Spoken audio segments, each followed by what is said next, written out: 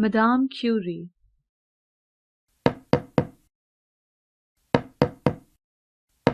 Oh, Murray, I heard.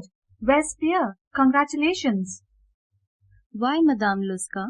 Do tell us what you are so excited about. Pierre and you have won the Nobel Prize for Physics this year. When are you leaving for Sweden?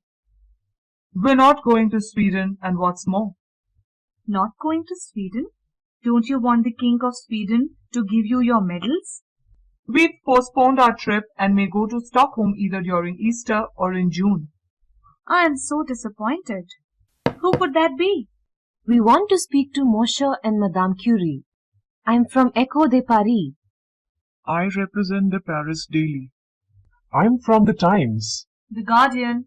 The Washington Post. We'd like to speak to the Curies. Oh, yes.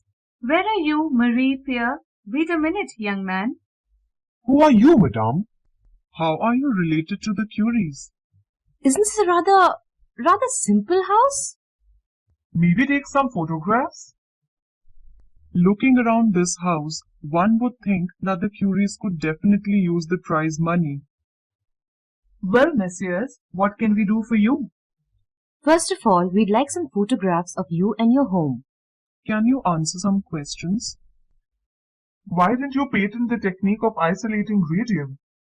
Because we don't believe in patenting scientific knowledge. Oh, you must be very rich then. You don't need the money? You can answer that question yourself. I believe you have a daughter. How old is she? We will only answer questions regarding our work. Oh, everyone knows about your work. We'd like to have the inside story. We like to be left totally alone to do our work in peace. Now, come on, madame. Tell us how you managed to be a good wife and mother. Monsieur, I find your question and your curiosity highly impertinent and distasteful. Scientists must be interested in things, not in people. I totally agree with my wife. So, gentlemen, I must ask you to leave. Leave. We haven't even begun to ask the important questions. Are you going to Sweden?